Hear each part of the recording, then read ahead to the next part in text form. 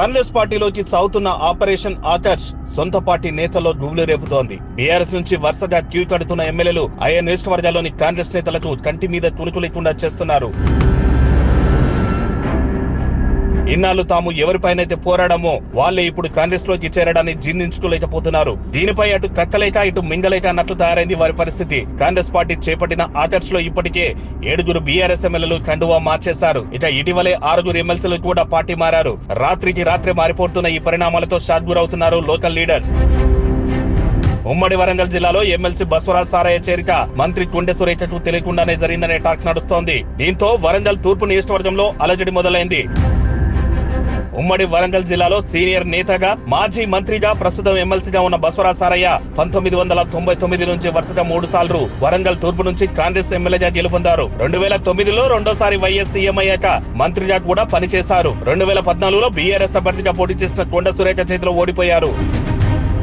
ఆ తర్వాత బస్వరాజ్ సారయ్య అప్పటి రాజకీయ పరిస్థితుల నేపథ్యంలో బీఆర్ఎస్ పార్టీలో చేరారు. ఇక 2018 ఎన్నికల్లో కేసీఆర్ అనూహ్యంగా కొండ సురేఖ బస్వరాజు సారయ్య కాదని నన్నపనేని నరేందర్ కు వరంగల్ ఈస్ట్ సీట్ ఇచ్చారు. దీంతో కొండ సురేఖ మళ్లీ కాంగ్రెస్ లో చేరి పోటీ చేశారు. బీఆర్ఎస్ లోనే ఉన్న బస్వరాజ్ సారయ్యను 2020లో గవర్నర్ కోటాలో ఎమ్మెల్సీగా నామినేట్ చేశారు కేసీఆర్.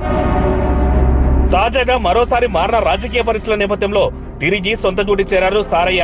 అయితే బస్వరాజ్ సారయ్య చేరికను కొండ సురేఖ తీవ్రంగా వ్యతిరేకిస్తున్నట్లు సమాచారం. తనకు తెలియకుండానే సీఎం రేవంత్ రెడ్డి సారయ్యను జాయిన్ చేసుకున్నారని బహిరంగంగానే కామెంట్ చేస్తున్నారు సురేఖ.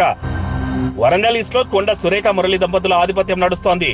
ఇప్పుడు సారయ్య రావడంతో తమ ఆధిపత్యానికి చెక్ పడుతుందని వారు మొదలుపడుతున్నారట.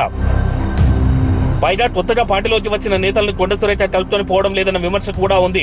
మరోవైపు సీఎం రేవంత్ రెడ్డి కూడా కొండ దంపతుల తీరుపై అసంతృప్తిగా ఉన్నట్లు చర్చ నడుస్తోంది. ఇప్పటికే 1-2 సార్లు వారిని మందలించినట్లుగా కూడా తెలుస్తోంది. సీఎం చెప్పినా వారు తీరు మార్చుకోలేదట. దీంతో వారికి మాట మాత్రమైనా చెప్పకుండా సారయ్యను జాయిన్ చేసుకున్నట్లు సమాచారం. సీఎం సలహాదారుడు వేం నరేందర్ రెడ్డి దీని వెనుక చక్రం తిప్పారని తెలుస్తోంది. అటు ఉమ్మడి వరంగల్ జిల్లాలో మంచి పట్టున్న నేత అయిన సారయ్యకు సౌమ్యుడిగా పేరుంది. నిత్యం ప్రజల్లో ఉంటారని కూడా గుర్తింపు ఉంది. ఈ నేపథ్యంలోనే సారయ్య చేరికతో తమకు లాభమేనని సీఎం రేవంత్ భావించినట్లు సమాచారం. దీంతో కొండ దంపతులు కూడా కాస్త అదుపులో ఉంటారని సీఎం అనుకుంటున్నారట. ఇదే రకంగా గద్వాల్లోని ఎమ్మెల్యే బండ్ల కృష్ణమోహన్ రెడ్డి చేరిక లోకల్ గా పెద్ద దుమారం రేపింది.